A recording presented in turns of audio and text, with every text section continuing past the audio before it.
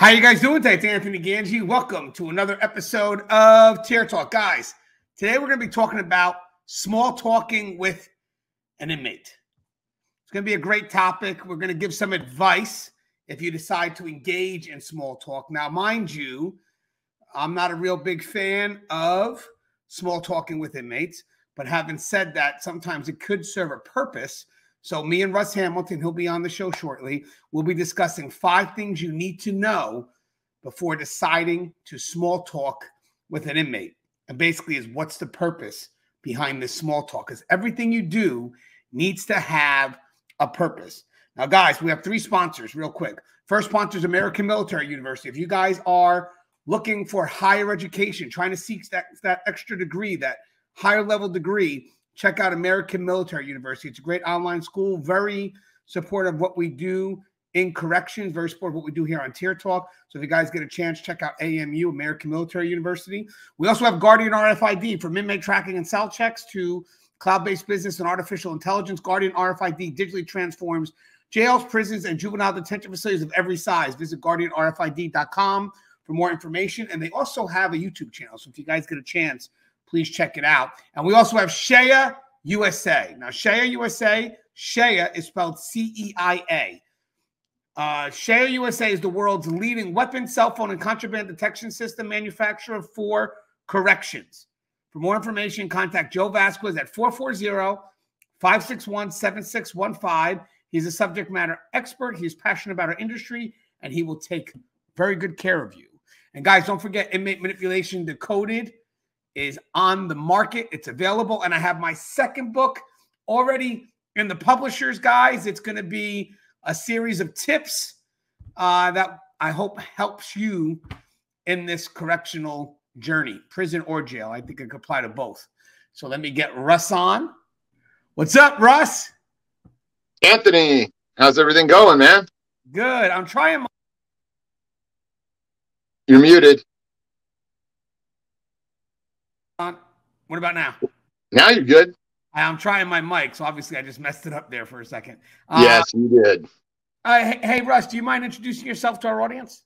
Oh, not at all. My name is Russ Hamilton. I'm a former and retired sergeant with California Department of Corrections and Rehabilitation.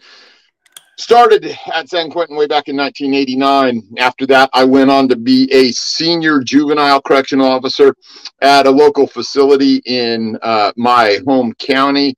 Now I work in reentry and rehabilitation for a private company that contracts with our local county jail and with our local county probation department. Russ, so I think this is going to be a good topic. We're going to be talking about small talking, and I want people to know something. Small talking is strategic.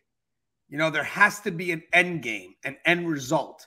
And just like we have to be strategic in our methods when small talking, the reason why is because inmates are also very strategic in when they decide to employ small talking. I mean, as I said, I wrote a book on inmate manipulation. A big part of that really deals with inmates' ability to discover information through small talking. But would you agree, Russ, that small talking is strategic on both sides, technically? Yeah, you know, it has applications for both sides. The problem when we do it is we tend to give away too much because we're trusting, and we tend not to see it how the inmate is seeing it because we're not being empathetic enough. So it's just one of those things you have to watch. It can serve you well, but if you're not careful, it will serve the inmates even better.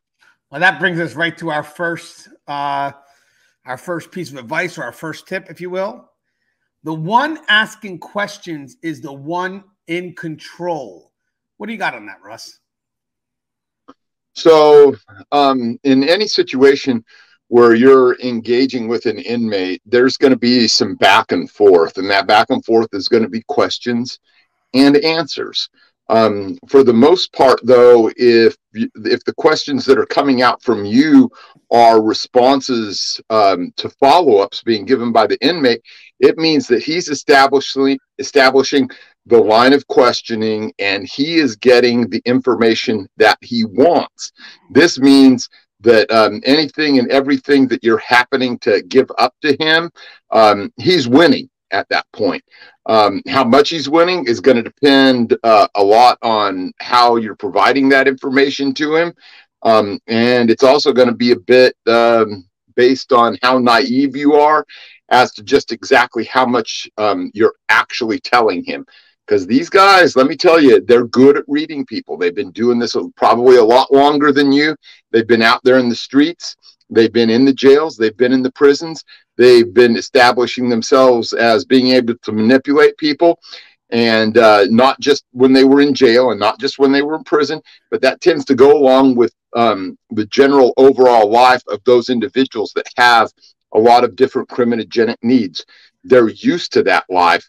It's what they thrive on. So they have a lot more experience at it than you do. Yeah, and guys, remember something. The small talk is always an effort to get something personal if it's employed by the inmate, or even if it's employed by you, but you don't have a strategy behind it. So the concern is going to be is what questions you're answering that gives the inmate a chance to connect with you outside of your prescribed role. So even as something as simple as the type of cars you like, your favorite sports team, you know, whatever the case may be, it doesn't fall in line with your prescribed role. So when you have these interactions and you wind up on the receiving end of a bunch of questions where you tend to give out more personal stuff and really nothing related to the job, well, the problem is the inmate now is employing the small talk as a strategy, because now they're trying to find ways to connect with you on something personal. So even if you may feel that talking about football or talking about your favorite car isn't important enough, believe it or not, guys, for these inmates, those things can say a lot about you. You know, your favorite sports team could tell you maybe what area you're from. You know, your favorite car could tell you maybe what type of personality you have. I mean, each question does serve a purpose. And for you to think that these questions are very innocuous in nature, they really don't have a meaning towards it in the end, I disagree, especially if you're the one that's constantly answering the questions. You know, so for me, the person asking the questions is the person in control. So if you're making an effort to have small talk, but you find yourself answering more questions than asking, and in the end, these questions are really outside of your prescribed role, then you better step away from the conversation, because you're not the one really employing the small talk as a strategy. The inmate is. What's your thoughts on that, Russ? Would you agree? Yeah, you know, there's a lot of nuance and creativity to the whole back and forth thing. You really better be on your game when you're engaging in it, and you better be watching how much information you're giving up. I mean, just as an example, you know, you bring in your Raiders mug or whatever. Well, you know, that gives an inmate an opportunity to open up a whole vista of different conversations with you. He can brush up on, you know, what the Raiders have done in the past and the heroes and who was drafted and all that stuff. And then, you know, he mentions one day, hey, I'm a Raider fan too. And then it's, you know, blah, blah, blah, this and that. And what it does is he's established rapport. Yeah, only on one thing, only on a sports team so far. But then what happens is he's able to branch that out. And by using that one thing, he can take and he can find out other particular interests of yours. Now, they don't have to be his interests, because he can say anything he wants. Yeah, I like hang gliding too, or whatever. Or say, oh, you know what? My brother used to hang glide, whatever it is. So as that starts to steamroll, as that starts to roll downhill and snowball into something bigger and bigger, it can be expanded to a lot of different things. Pretty soon, maybe you're giving up game that you don't even realize. When's the next raid coming? Are we going to be on lockdown tomorrow? You know, and these are ways for them to probe things indirectly, and you may not see the harm because it doesn't seem like you're giving away actual information, but you actually can be. Yeah, and guys, I want you to know something. What Russ says is spot on. Even though some people may find this kind of hard to see the connection between sports to, you know, telling an inmate when the next shakedown is going to be, but the process is slow and subtle, and it's step by step. But that's where it could start. And mind you, guys, we're looking at similarities here.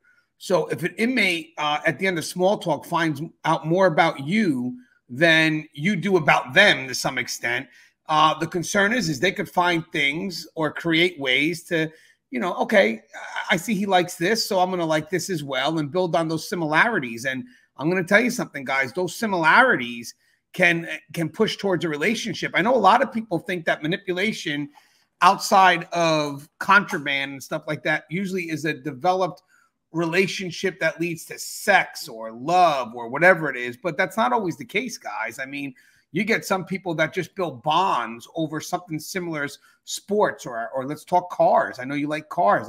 Let's talk about cars, you know, so that similarity can also build a relationship. So be very careful if you're going to employ small talk as a strategy, that you're not on the receiving end of a bunch of questions that you're answering now, in which the inmate can discover certain things about you and then go back and alter their lifestyle a little bit to adjust to those similarities. So one day when you're talking to the inmate, I don't see the inmate as an inmate. I see him as another Giants fan. Or, man, he loves cars and so do I. And I find myself walking down the tier at least 10, 15 minutes a day, spending time with him to talk about cars or to talk about sports. And that leads us to the next part. Which is distractions and diversions. Russ, what's your thoughts on that? So, yeah, this is part and parcel for a reason why an inmate may want to have a conversation with you. You know, part of it can be something where you haven't even established any type of rapport or back and forth with an inmate, but suddenly he comes up and engages you. And this is a really important thing that I talk about in some of my videos and stuff that I call over communication. This is a chance for an inmate to engage with you, to keep you from doing something, to keep you from being somewhere, to keep you otherwise thinking about something else while something else is going on.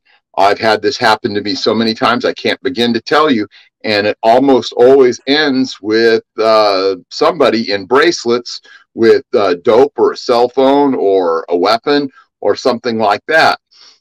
So, you know, when it comes at you out of the blue, it clearly at that point it is communication. When it gets to be the point where this person has some rapport with you and they're talking with you a lot, ask yourself whether or not this person is manipulating you to be at a certain place at a certain time so that something somewhere else can go on, you know, some type of, you know, movement of contraband. Maybe a hit goes down. Maybe it's just a matter of, you know, someone trying to, you know, sneak to a different part of the prison that they're not supposed to be in. Could even be some kind of an escape attempt. So just because the talk seems small, the objectives may not be. Yeah, and guys, let me just mention this too. If we're employing small talk as a distraction, I get it. That could buy us time if an inmate's going to try to do something impulsive. You know, then that's a good level of control for us. We can employ small talk as a distraction, connect with the inmate, and try to get their mind off of what it is that they're trying to do. But mind you, just as much as we could do that to them, they could also do that to us. So if I'm getting ready to do a round or do a tour, or I'm getting ready to do a search, and all of a sudden I find myself, you know, let's say I'm en route to get somewhere and the inmates see me, and all of a sudden I find myself stopped in my tracks talking about sports or talking about my favorite car once again. And it's just like, wow, that was just rather unique. I'm walking down to get to point B, and all of a sudden this inmate stops me to talk about cars and sports, and I find myself engaged in this dialogue. What just happened? The inmate first stopped me, so they distracted me from getting to my real goal.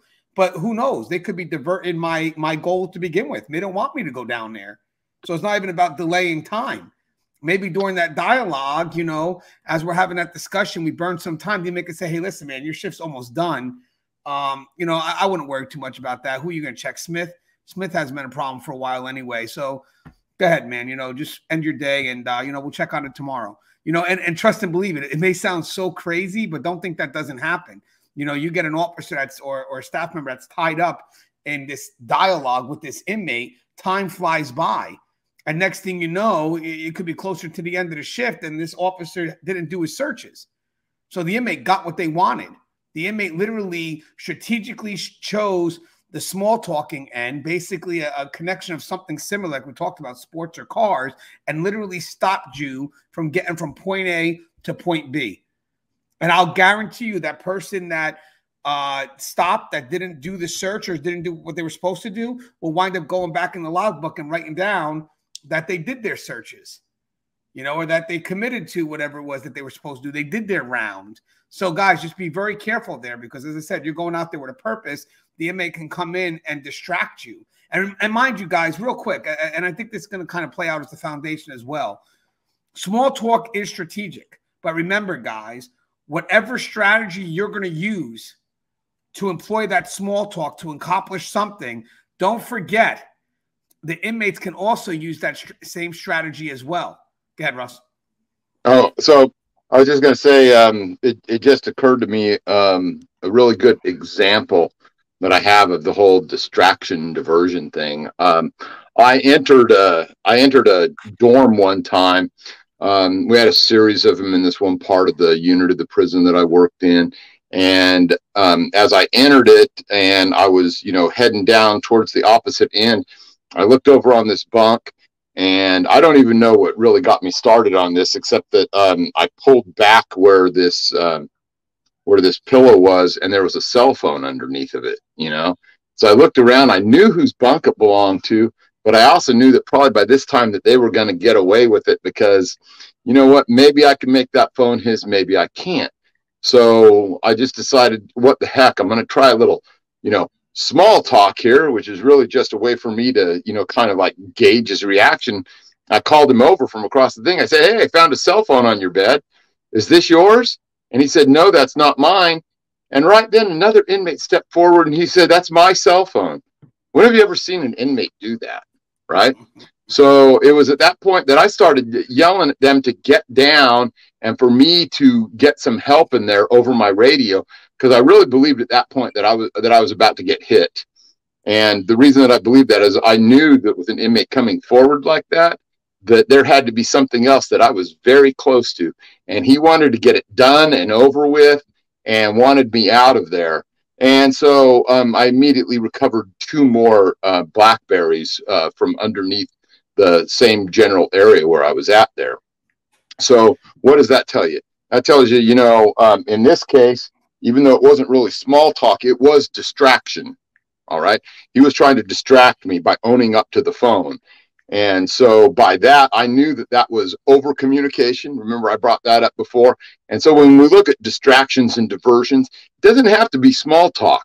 Sometimes you need to figure out, you know, what the play is at the moment, because you understand that over communication and distractions or diversions are being involved. Something has either happened, about to happen, or you're very near some type of contraband.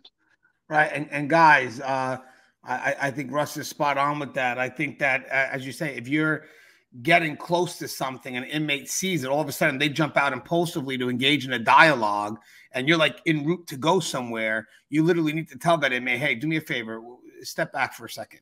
Like, no way should any dialogue with the inmate, unless it's an emergency situation, then you got to kind of make that judgment call. But there's no way any dialogue with an inmate should supersede you doing what needs to be done in regards to running a safe and secured housing unit. So if you're doing your counter, you're doing your rounds, and someone just all of a sudden stops you and holds you in place, you need to control that. You need to break free immediately. And if there's something they have to say, you can always come back to it. I mean, I remember working dorms, and right before I entered the dorm, there would always be an inmate that would want to come out and chat, like right before you entered the door. Now, mind you, they don't see you coming. It would be more of a surprise. And they would want to try to engage in dialogue. And what I would do literally is say, "Hold on." I would do my round, come back, and it's like, "Okay, what did you want to talk about?" And all of a sudden, there's no dialogue. It's done. You know? So again, I got to always be careful of those impulsive dialogues that seem to come out of nowhere. You know, the impromptu ones when you're in the middle of doing your rounds. All right, Russ, this is a good one here too. We kind of touched on it again, but it's good to kind of focus a little more on it because it's that important.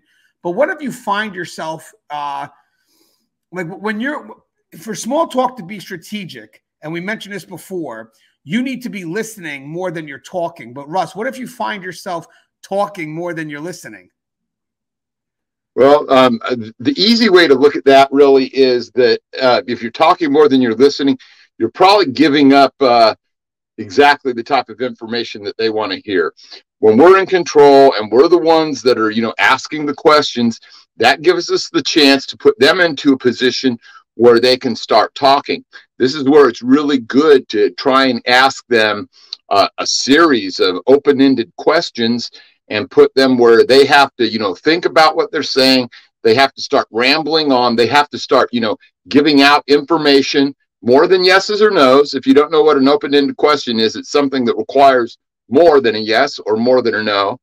And so that they have to go on to, you know, a whole list of sentences in order to describe to you the answer to the question that you asked. A lot of times within those sentence structures, there will be little tells, there will be little giveaways, there will be little hints at other things going on. It's up to you to dissect those things and figure it out. Sometimes they'll inadvertently give stuff away about contraband in the area that they're at. Sometimes they'll give away, you know, about, you know, things that are happening within the politics of the unit or even the whole prison, about who's got a beef with who. You just have to read a lot to what they're saying and to the gestures that they're coming up with, what they're doing with their eyes. And as you start to get better at reading into what they're actually telling you, you'll see exactly what it means to be able to go in there, engage in only small talk, and yet come away with a whole conversation and a whole slew of different intelligence pieces that, you know, if you go in there and you puzzle them all out, it'll be very rewarding for you. Yeah, I mean, obviously, small talk, if used strategically, is intel gathering. And again, that's both ways. So you as an officer got to be very careful. You as a staff member got to be very careful of the information that you're given, obviously. That's why it's good to listen, because when you're listening, your mouth is closed. But as I said, you know, for the inmate, as I said, the inmate could do the same thing. The inmate could just ask questions. And if you're a talker, I mean, you're really doing most of the talking. And the inmate's just kind of like, you know, and by the way, listen, look at this gesture here. That gets people to want to talk more. It does. It's a submissive gesture that invites more talking. So sometimes you'll get an inmate as you're talking and they're going like this and slowly nodding their head. They're just listening to you. Now, mind you, usually the quicker nods means you're getting ready to cut off, means you're getting ready to interject in the dialogue. But the slow nods, you know, it makes it look like you're understanding the information. Well, usually when people receive those slow nods on the other end, they're more likely to continue talking. And inmates are experts at that. They'll kind of slow nod to kind of really feel like they're, you know, what you're saying, they're really feeling it. And then you tend to encourage to talk more. That slow nod does motivate people to continue talking. So be wary of that slow nod. Now, guys, again, just real quick with the intel gathering, I believe Russ is 100% on point with that. I think for us strategically, it gives us a lot to utilize later on, because again, if small talk is strategically used, it could be used to build a superficial rapport. Now, mind you, when I say rapport, me and Russ have discussed it in the past, rapport has to serve an end result. So the end result here is that you are coming back with information because the inmate, through small talk, may learned to give some level of trust. But now, mind you, that information being provided always has to be filtered. You know, don't act on anything blindly, because you could be getting played. But having said that, you know, like Russ said, it's a great way for intel gathering. You know, it's a great way to, you know, maybe build some level of trust, you know, with the inmate, you know, basically not you trusting the inmate trusting you. And you can, you know, find out more. And later on, like Russ said, go back to the desk and try to piece things together, because sometimes, you know, just like we could be played during small talk, if we're good at what we do, I think a lot of information can be recovered or discovered through small talking. But I want to mention one thing, though, here. That's why I think small talking is not for everyone. And the reason why is small talking is strategic. So mind you, nothing of great reward in corrections comes easy. There's always, could be always a consequence. So you have to always be wary of where you're at during those small talk dialogues. So I know for people that are really good at their game, oh, trust me, guys, they get tons of information. They run with it. They discover things, and they're just good at what they do. They're just good. They've been doing it for so long. They're good. Plus, they don't run blindly on everything. As I said, they filter it. But if you get a rookie or somebody that's really never small talked with professional, you know, cons, if you want to say it, professional con artists, the problem is They could be giving the rookie a couple of things and making them run amok so the inmates have control of that rookie, or outside of even just getting the inmate to run, getting the officer to run amok, they could wind up getting the officer to do shit that helps them. You know, oh, hey, there's some intel I'm going to give you about this group that's selling drugs. Okay, now I'm going to go ahead and get them, but now that opens up the market for the person telling me to sell their drugs. So who the hell am I working for right now? I'm working for the inmate, not for the agency. So I'm saying the small talk, again, is strategic. It could be employed both ways. But remember, guys, yes, it can give out a lot of intel, but I wouldn't recommend everybody doing it, because in the process of you trying to grab intel, if you're not good at what you do, you could be giving up more than you're getting. Is that what your thoughts are on that, Russ?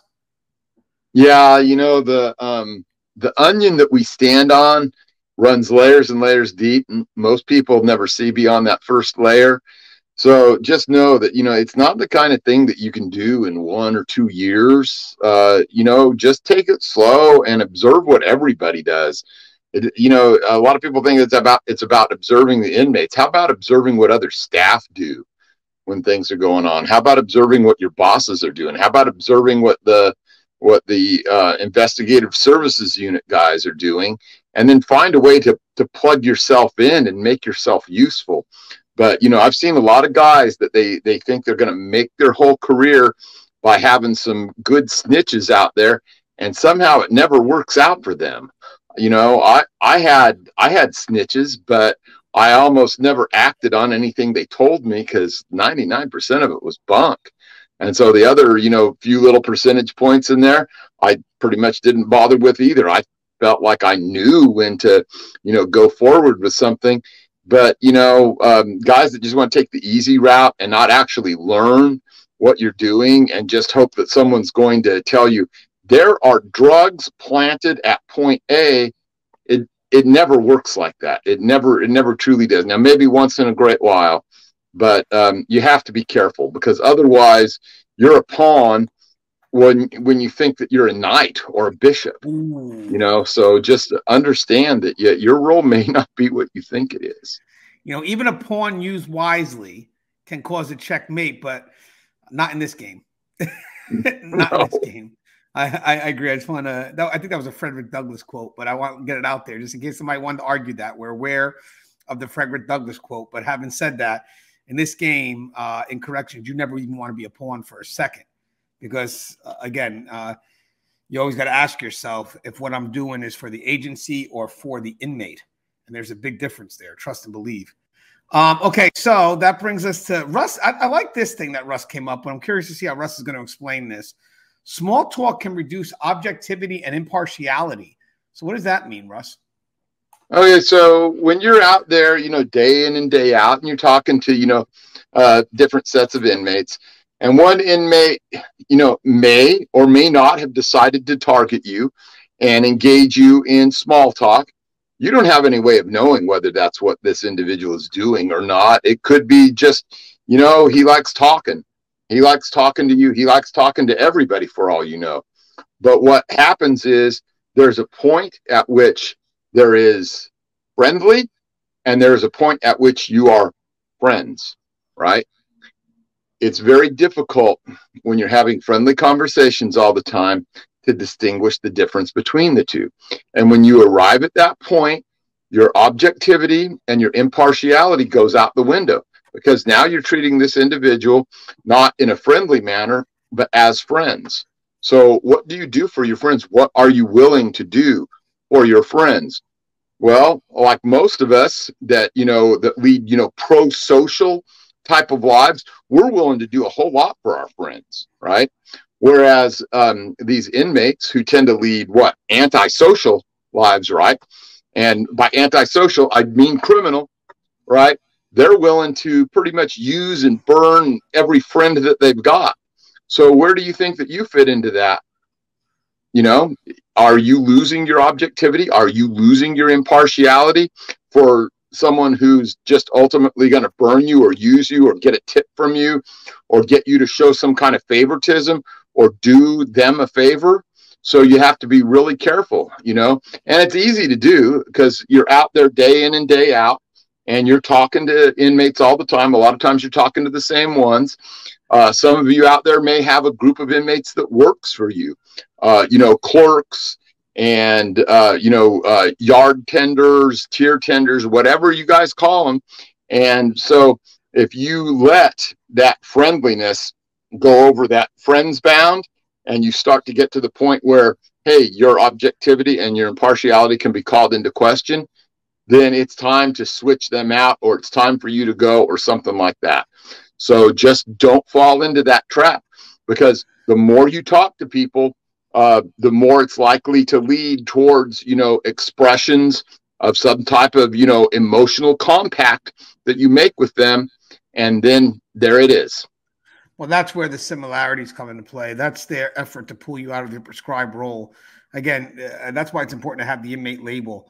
If you connect on similarities, those similarities could be used to pull you away from that label, of officer, or that relationship of officer and inmate. So here we are connecting on sports. So we're just sports fans talking, or, hey, we're connecting on the fact that we're parents and we're just parents talking now. So it does open up a relationship that really is a lot deeper than what your relationship should be within that prescribed role. And again, that is very strategic on both sides, by the way, because the similarities, and this is where you really need a pro, someone that really knows the job. Similarities could be good for us to use if we have an inmate in crisis, an inmate about ready to do something impulsive. But mind you, the similarities are really based on what the inmate is telling you, not what you are telling them. So it would be kind of like a one-way thing where let's say the inmate winds up talking about sports. So in my dialogue, I don't have to tell the inmate I'm a sports fan. Now, if he's going through some crisis later on, I could say, hey, don't you want to see the Giants game later on? I know you said you were a fan of the Giants. They're playing tonight. It doesn't have to be mean that I'm a fan of the Giants. I don't have to say, hey, I'm a fan of the Giants too, and we should talk about Giants just to build that rapport. No. I could find out enough about the inmate, which I can use as tools later on. Or even when I'm doing, let's say, my rounds, a little off topic, but gets to the same point, is I can see the inmate has a bunch of cars hung up, posters or whatever is cars. Inmate goes through something that's crazy, whatever, going through something impulsive. I could talk about cars. Hey, I know you may be going through something right now, but hey, aren't you getting released soon? And, the chance that you said you wanted to drive that car when you get out, or whatever it is. I mean, the more information you're able to grab from the inmate, the more you're able to utilize. But with that said, that doesn't have to be that you have to have similar interests. That doesn't mean that you have to have the exact same interest as the inmate to utilize that. That just means I got intel on the inmate. Now I'm able to utilize that to help me move the inmate forward. But now, mind you, guys, look how that could be used the other way. If the inmate gets information on you, look how they're able to manipulate that to get you to do what they want, starting with something as small as a football game or whatnot, to build that connection that goes beyond that relationship. Now, mind you, the inmates are going to use it for a different reason. It's going to be to build that personal connection with you. We're trying to use it to accomplish a goal. Because, again, people could be impulsive. They could do something foolish, and we need to break bread with them. But that doesn't mean that they have to know more about me in order for me to do that. It just means that I have to have enough information about them. Would you agree with that, Russ? Yeah, I think that was a great expression of it.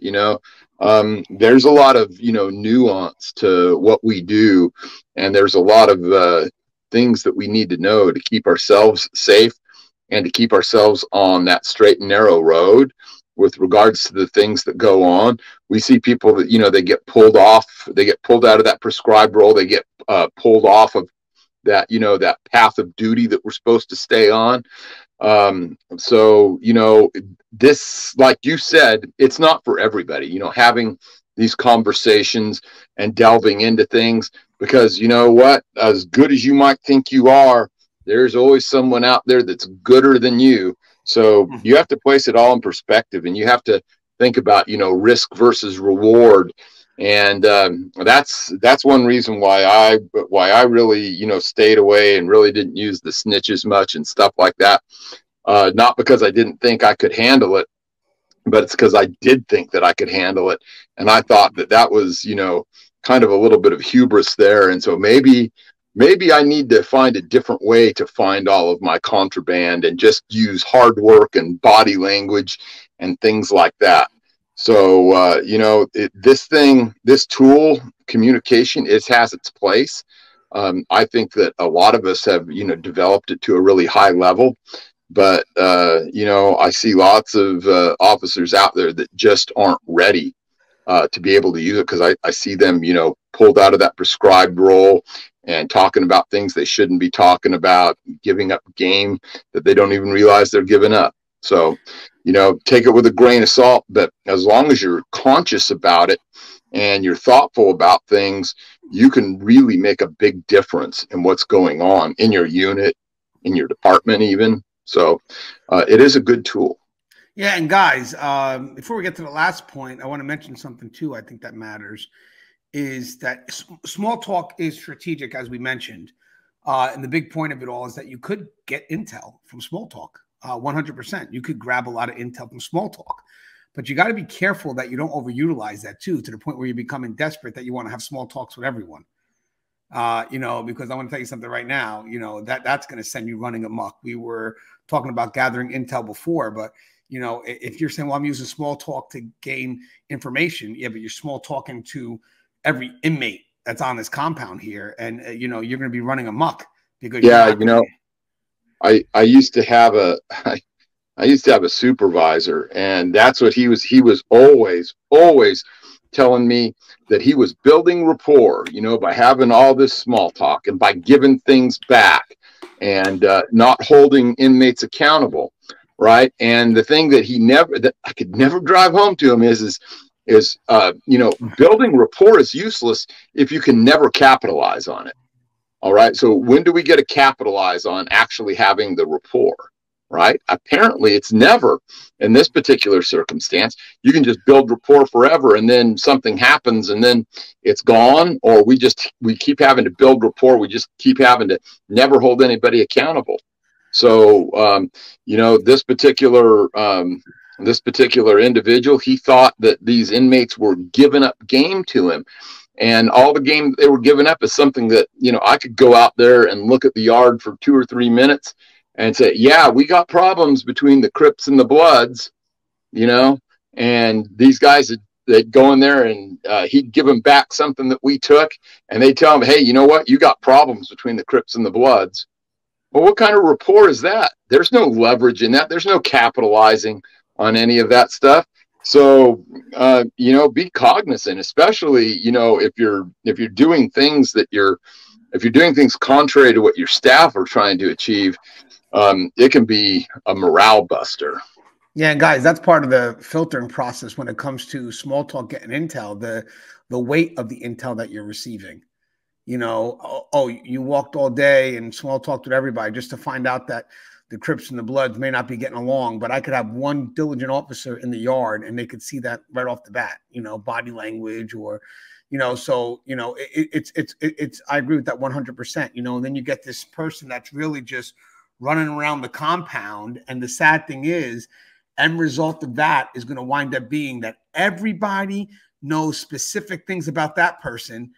And there's no way he's going to know everything about every person that they're small talking with. So having said that, you know, if you're using small talk to gain intel, I get it, be strategic with it, but don't overutilize it either. Again, there's so much balance here when it comes to small talk. You know, there really is. If it's strategic, guys, it's got to be used, but there's a finesse to it, you know, and again, not just anybody could be doing it, you know. And again, just the strategic side, because, you know, once you start to engage in it, you have to realize something. You're engaging in professional cons sometimes. So now they're going to engage back. And if you're in the wrong end of that, you know, and maybe your pride thinking that nothing can happen, that's how manipulation starts. It starts off on small talk. I mean, it really does. It starts an inmate's effort to pull you out of your prescribed role. And again, that personal information is the one thing that we should protect ourselves the most from giving up. We never want to give up personal information, because once that gets compromised, it's a field day. It's an open field day into everything about you, but not just even you, everything about your people that you work around. Because personal information may not be just about you giving up your own personal information. It could be you giving up another officer's personal information. You know, again, how friendly are you going to become with this individual, you know, when it comes to the small talk? Now, the last one I thought is a nice added touch. Small talk can be useful when it comes to reading personalities. I think that's a nice little twist that was discovered when I was doing my research on small talk. What's your thoughts on that, Russ? So, yeah, you know, personalities interest me less than useful bits of information. I'm not talking about snitch-worthy stuff here. I'm talking about you know, just the things that they give up in a pattern with regards to the political elements that are going on the yard, the STGs, the things like that. Being able to, you know, figure out what different people are up to, what the particular person that's giving up the information, not as a snitch, just stuff that they happen to accidentally divulge, are very interesting to me. Part of it, knowing their personalities, that can be useful when you understand what personalities actually mean. And by that, I'm talking about, you know, why they do the things they do, what kind of crimes have they been involved in, what do their criminogenic needs look like, because all of those things sometimes can give you a better picture of why they're saying the things that they're saying and why they're giving up game to you, even though they don't realize it a lot of times. These guys, you know, sorry, my cat is like going crazy right now. These guys, a lot of times, by knowing those things about them and being able to put that into context, you can figure them out, and you can profile them a little bit, and you can actually use that to your advantage. It's one thing that a lot of officers, they never get to that point in their career where they can do that, because they don't listen enough to these guys. They don't do enough. They don't do enough talking. They don't do enough of, you know, studying what it's like and looking at videos like this, for instance. But it's a whole different level of, you know, correctional awareness. Yeah, I think with the personality, the one thing I will say, though, is that when you're dealing with the inmate and you're engaged in some level of small talk, you are, you know, able to get some level or some idea of the personality traits that they want you to see. You know, maybe a level of agreeableness or conscientiousness or whatever it is. Usually the good traits. But there are going to be other moments where you're not doing the small talk, where they're interacting with other inmates, or maybe a situation occurs in which you really see who they are.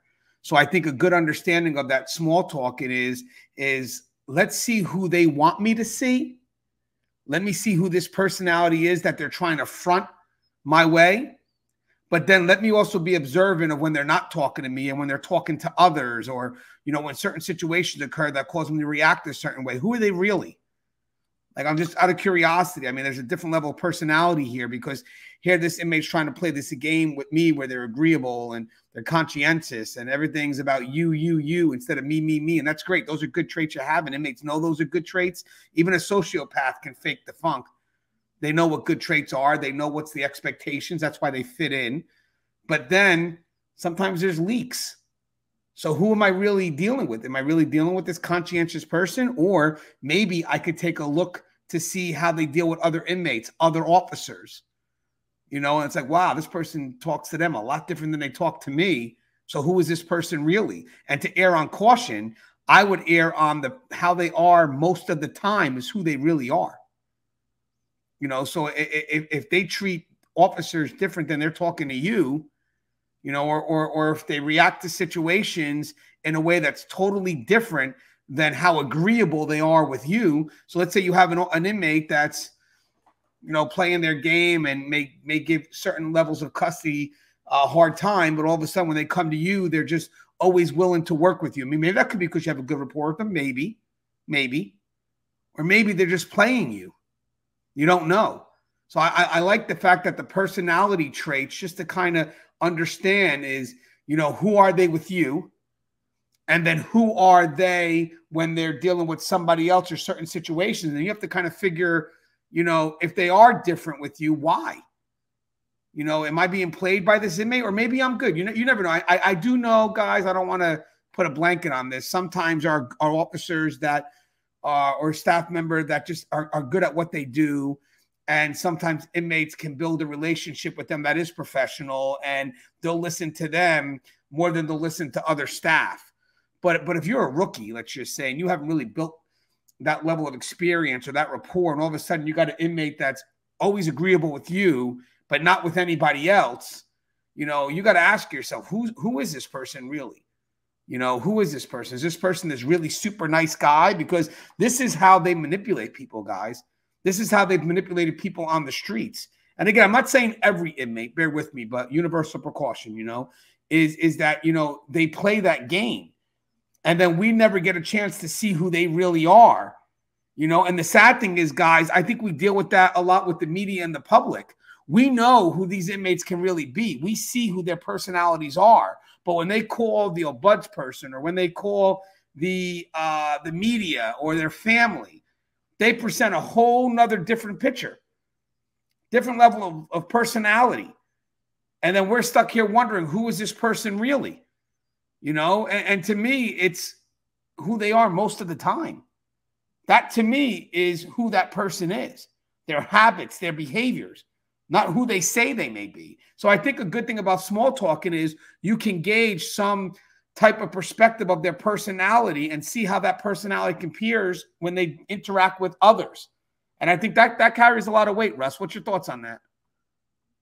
Yeah, you know, there's, you know, just being able to, you know, see those things and being able to, you know, figure out what it is that this person actually is. Being able to do that, you know, takes, you know, a little bit of skill, a little bit of patience, a little bit of, you know, experience. You know, there's a really powerful concept that I like to talk about when I'm dealing with these individuals, and that's one of projection. And when you hear about projection, and you know what they talk about it when you're hearing, you know, people talking about it from a psychological perspective, usually it's with regards to people seeing bad traits in others and then accusing that person, whether they're guilty of it or not, of doing the same thing that they're doing. We see it all the time, you know, cheaters, right? So the first person to claim that, hey, you know, you're cheating on me, is usually the person who's already done it. But there's a different facet of that, where oftentimes we accept people as they are because we see the good things that we see in ourselves in them, even though there's absolutely no evidence that it exists. So we have to be careful of that type of projection, where we just assume someone's telling us the truth, or we just assume that someone is giving us information at face value, or we're assuming that there's no deeper game at play.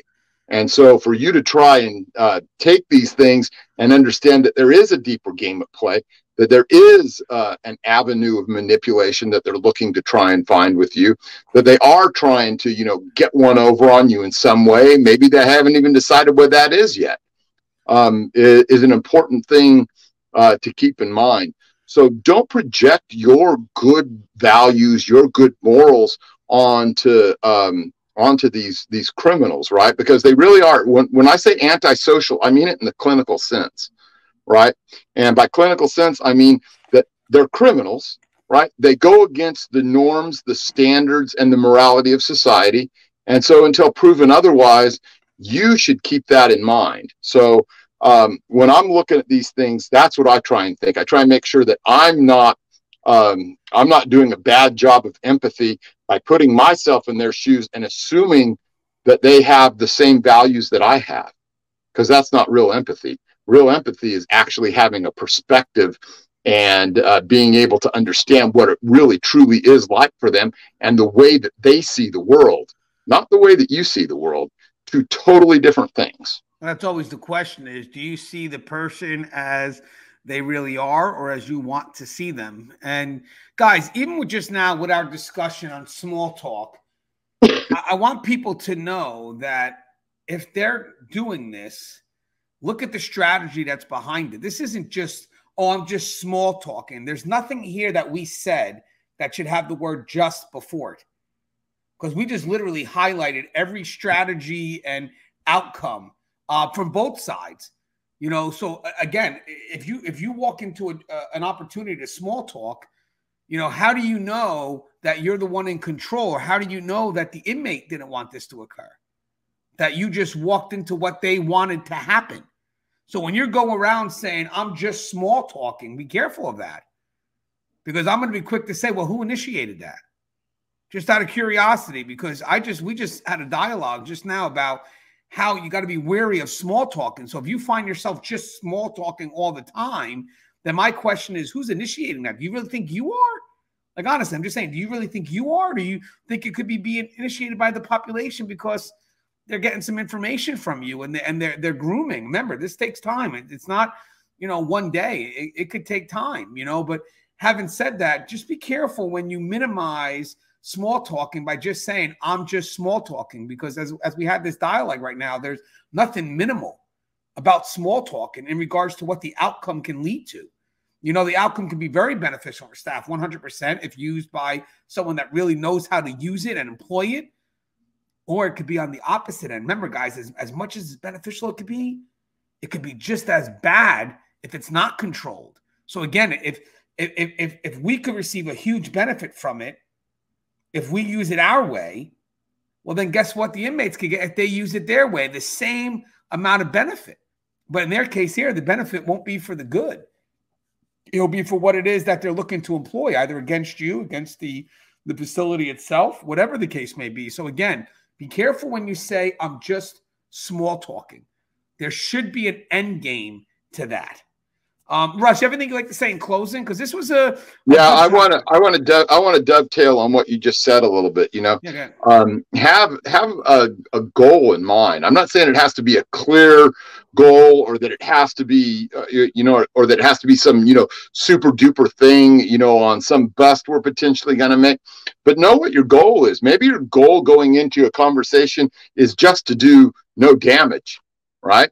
Maybe that's it. Maybe it's going to be that you're going to set something up for later where you're going to talk to this individual a little more deeply, and that maybe you are going to get some information. Maybe what you're actually doing is you're just taking the temperature of the unit to see how mad people are over the fact that there was a disturbance between the Peckerwoods and the Serranos. Whatever it is, have a goal in mind and think about what you're doing. Don't just walk down there because you're bored and you want to shoot the shit, right? Go down there and have an idea of what you're going to come away with, because you'll always be surprised by that. But just have a goal in mind of how you're going to conduct this operation, and keep yourself open to what's going to be disclosed to you, and take it as a win. Most of the time, none of this stuff that's happening is going to be earth-shattering. But don't let that lull you into a false sense of security, right? You know, again, now we're talking about what? Now we're talking about complacency. Be careful. You're muted. Damn it. I knew it too. I agree with you, what you said 100%, because as I said, small talk and strategic, reverse engineer by having an end game in mind. I even have that in my book, by the way, that's coming out soon. It's in the publishers now. The thing here, guys, is there has to be an end game. Even for me, I remember, as I said, doing the dorms. I remember even when I was doing my rounds, as I said before, if an inmate wanted to small talk with me, I would still always keep it moving. You know, I would keep it moving until I got to the end game. Like, I mean, I would never let that small talk deter me from getting to where I needed to be. Because sometimes as you're walking down a dorm, inmates may try to talk to you while you're walking down a dorm. No one's saying not to interact with them. No one's saying to, you know, shut up. You know, we're not saying that, but you got to keep moving. You know, part of the small talking could be just literally to stop you in your tracks. You know, it's a last effort, you know, to get you. And they know they can based on something that you're interested in. It's really a very strategic move by the inmate population. Here you are going down with something that you want to get done, and they could stop you right in the tracks and talk about the game last night. And they know you. They know you love football. They know you love the sports, whatever it is, and you stop every time to talk about at least 5 or 10 minutes of what happened in that game. And the problem is, guys, is that now when you stop, they keep moving. Every time you stop, they keep moving. So even if they want to mention the game, hell, if you can keep moving and talk about the game, fuck it. But having said that, you cannot stop. That's the key of it all. I mean, as I said, I would tell the inmate, hold on. But again, that's not even really related to the job. As much as they may want to talk about the game, my biggest concern is that they know you're that much of a fan.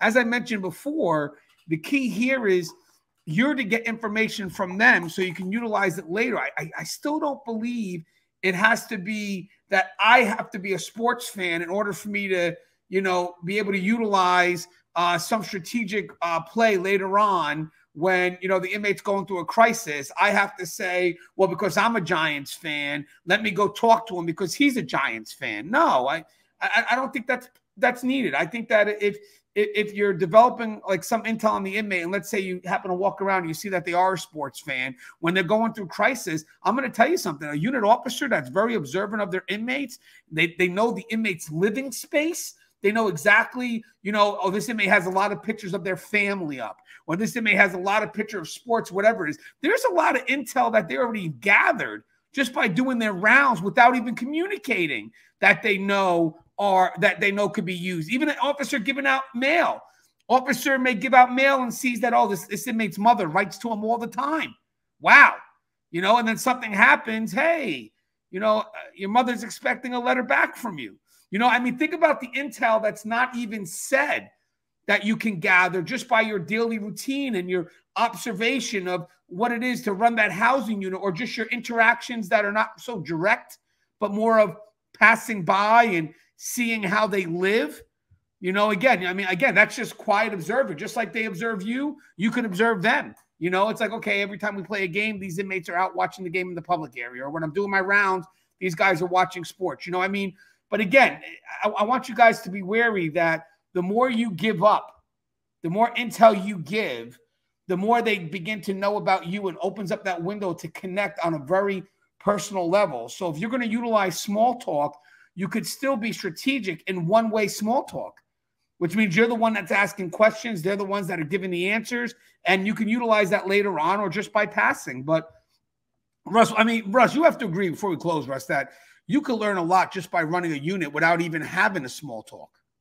Yeah. It's amazing the things that people do, the things that they say that aren't in conversation, the way they conduct themselves, that you can, take a whole host of things away from that, body language, everything else, and you see it. Like if I were going to try and like pick an analogy, I would go to like what the FBI does. They have the behavioral analysis unit, and then they come across, evidence of a crime from what they call an unsub, unknown subject. And yet by the time they're done, even though they don't even know who this guy is, they've never had a conversation with him, but by the things that he's done, they're able to develop a psychological profile and figure out a lot of different things about his life. And, we're in a much better position to be able to do the same things. I always had, things in my back pocket that I knew about different inmates and so forth, based on all kinds of things, their tattoos, who they liked on the yard, who they didn't like on the yard, go into their file, read their past history, crimes they committed. I would read about disciplinaries that they had. And, that was part of the way I operated in order to be able to find things like cell phones and dope and things like that. Because I knew that if I knew who the right players were, eventually they'd trip up in front of me, as long as I knew who they were. So, there's a lot to it, just be conscious of the part that you're playing in it, right? Because you're the one that has enough information that you can screw things up for everybody. Yeah, guys, I want to share one more thing. I remember when inmates started reading 48 Laws of Power, and I was always reading Robert Greene's books, but I think actually I was introduced to Robert Greene when I started seeing inmates reading that book, if I remember correctly, actually, because I actually have all his books here. I'm always reading his books, always. But I'm trying to remember when I was introduced to it. I'm pretty sure it was in the prison setting when I saw that it was being passed around, and I didn't tell inmates I was reading it. But there was one part where the inmate had brought up something that was very similar to the book. And I remember saying, oh, I read that too. Excuse me? Oh, I read that in chapter 1, never outshine the master. You know, so I just let them know that I kind of understood what they were trying to push. Now, I found that to be more strategic, and when I gave them a little something about myself, because I'm not here to play the game with them, don't get me wrong. And that's another thing, guys. If you realize you're being played, don't try to outplay the inmate. You want to put a stop to it immediately, 100%. You know, I'm not going to sit there and say, well, let's see how far it goes because I'm ahead of him and I read it too and I'm going to play the game. No, I nipped it. I wasn't quiet with it. I said I read that too, and I'm very well versed in that chapter as well. And I kept it moving. You know, I just kept it moving. But I'm not here to outplay them. That's another thing, guys. Even if it's small talk, if you realize that, hey, I'm giving up too much information, end the dialogue. You know, you got a bad hand right now, pull out. You know, sometimes you start off with a great hand and flop is pretty bad, and you wind up betting on the hand that no longer has any value. 2 aces don't have any value when you got a potential flush on the board. You know, so you got to know when to pull out. And I think that's the key here too, guys. If things that are strategic, you know, you have to know, hey, yo, this is going backwards. I'm pulling out. I'm done. Because I went here with an end game, like Russ said, and it's not where it needs to be. And now I'm trying to go down this rabbit hole, getting more lost than I ever was. What am I doing? And just pull yourself out. So, hey, Russ, you have anything you'd like to say in closing? I just want to say, everyone out there, you know, take this video and, you know, use it in what you're doing out there. And, you know what, just keep trying to move forward, learn everything that you can. You're never going to learn enough. I'll tell you that right now. So, you know, I hope that people find it helpful. I hope it puts their game on point. I hope it gives them, you know, some information that they're going to be able to utilize and capitalize on. And just, you know, glad to be a part of this. I think that this was a really good dialogue. And I think people can take a lot away from it. Yeah, and obviously I couldn't have anybody better on than Russ. We were, you know, talking about this earlier today. I would love to have used Russ in my cover photo, Russ, but I wasn't able to place the picture the way I wanted it. I saw that you had your wife choking you out, and I was afraid to call you again.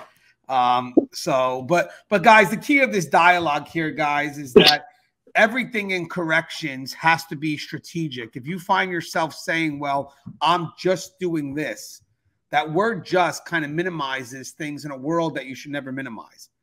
You know, in this world, to me, like Russ said, minimize or the word just could be equal to complacent. You know, and when you find yourself using the word just, like, you know, I think you should start asking yourself, like, what am I minimizing here? Like, I'm just small talking with an inmate. Really? You know, who's benefiting from this, you know, at the end, you know, and like Russ said, the rapport, you're right, but the rapport has to have an end game. If it doesn't have an end game, guys, we are not moving forward at all. Actually, we're probably moving backwards a lot quicker. So, again, I think it's a great dialogue. And I think the key part of it all is, you know, if you are engaging in small talk, be strategic. And if you're new to the game, be careful. Just be careful. There's no such thing as just small talking with an inmate. As always, guys, this show is Tier Talk. If you haven't, please subscribe, interact, engage, comment, hit that bell. Bell's going to notify you every time I post a video. Stay safe.